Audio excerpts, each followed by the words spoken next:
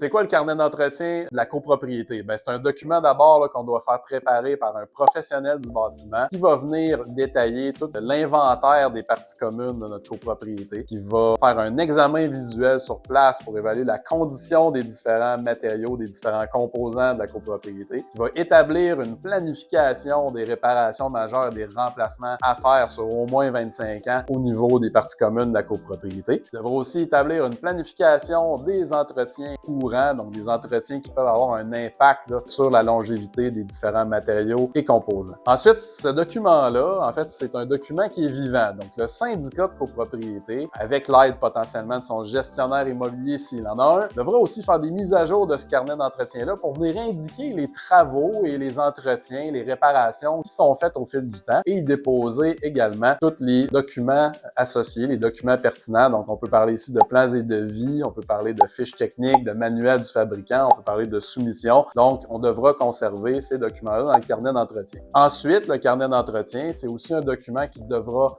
être révisé périodiquement par un professionnel du bâtiment pour venir refaire essentiellement un examen visuel de la copropriété et mettre à jour la planification à court, moyen, long terme des réparations majeures et remplacements.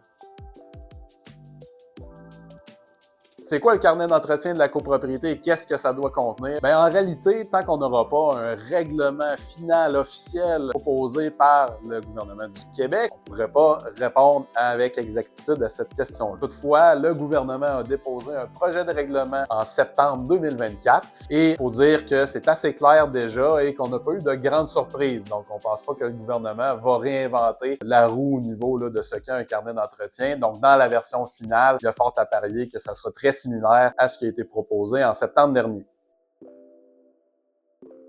Carnet d'entretien, quand est-ce que ça entre en vigueur? Quand est-ce que ça va être obligatoire? C'est simple, puis ça l'est pas en même temps. Ça va être obligatoire lorsque le gouvernement adoptera en bonne et due forme un règlement qui va nous décrire ce que doit contenir le carnet d'entretien, qui peut l'établir, à quelle fréquence on doit le mettre à jour, à quelle fréquence on doit le faire réviser par un professionnel. Donc, on attend toujours cette réglementation. Une fois que la réglementation va être adoptée et entrer en vigueur, les copropriétés existantes auront 3 ans pour faire préparer un carnet d'entretien par un professionnel et les copropriétés et les chanceuses qui auront obtenu déjà un carnet d'entretien dans les 2 ans précédant l'adoption du règlement auront un carnet d'entretien qui sera réputé comme étant tout à fait valide dans la mesure où il aura été préparé par un des professionnels autorisés par ce même règlement.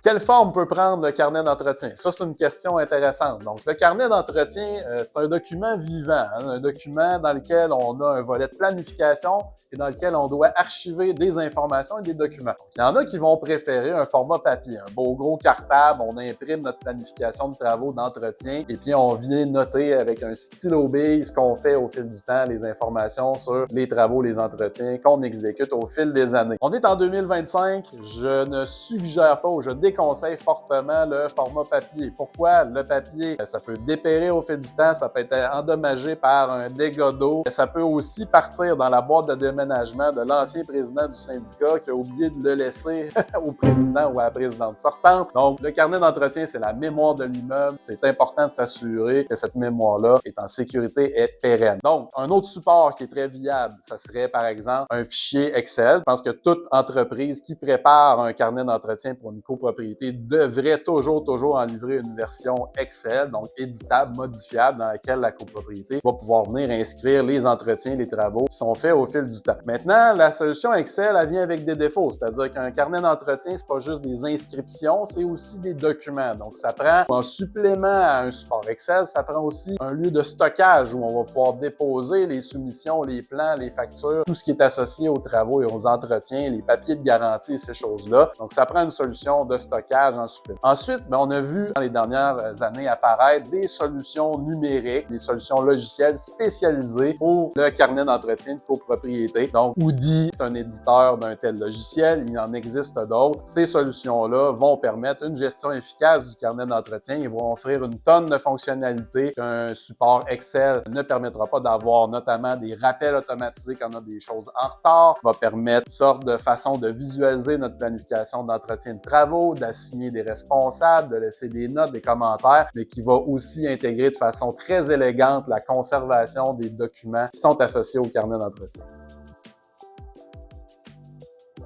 À propos de la tenue du carnet d'entretien et des mises à jour qu'on doit faire avec les nouvelles informations, la réglementation parle d'une mise à jour minimalement une fois par année, un peu comme on doit faire un budget une fois par année en copropriété, présenter des états financiers une fois par année. Le carnet d'entretien, c'est un autre animal. On doit venir documenter tous les entretiens, réparations, travaux qu'on fait avec les pièces justificatives, la documentation qui s'y rattache. C'est un exercice qui est quand même assez fastidieux. Je déconseillerais à tout le monde de s'en tenir aux mises à jour annuelles, au minimum d'une fois par année. Essentiellement, vous allez vous retrouver à perdre une quantité phénoménale de temps précieux à chercher dans vos courriels les documents, les communications, les dates à laquelle des travaux et entretiens ont été réalisés. Donc, l'idéal, en fait, c'est de faire cette tenue-là en continu. Donc, à chaque fois qu'on a des entretiens, des travaux qui sont faits, on va noter ça dans le carnet d'entretien. Sinon, une approche là, où on le fait mensuellement, je pense peut être une bonne avenue aussi. Mais à mon avis, là, le minimum d'une fois par année, là, c'est vraiment à déconseiller. Sur le site de Houdy, vous trouverez un excellent guide sur le carnet d'entretien. Donc, c'est un guide qui vous explique c'est quoi le carnet d'entretien, comment le mettre en place, comment l'opérer, comment le gérer, comment l'administrer. Donc, vraiment, un guide complet qui couvre vraiment tous les aspects du carnet d'entretien. Donc, vous pouvez vous y référer. Ce guide-là va toujours rester à jour en fonction des changements ou des nouveautés sur le plan légal et réglementaire. La copropriété, c'est pas toujours facile. Si vous voulez de l'aide pour démystifier tout ça, puis vous garder à jour sur vos connaissances, sur les nouveautés au niveau légal, au niveau réglementaire, abonnez-vous à l'infolette de Houdy. C'est gratuit, on n'est pas tannant, c'est une fois par mois, des fois une fois 2 mois, et on vous envoie nos articles de fond sur des sujets toujours pertinents. On fait aussi une veille de l'actualité, mais aussi des ressources qui sont intéressantes sur d'autres sites web qui parlent de copropriété. Et évidemment, s'il y a des nouveautés au niveau légal, au niveau de la réglementation, vous en êtes les premiers informés.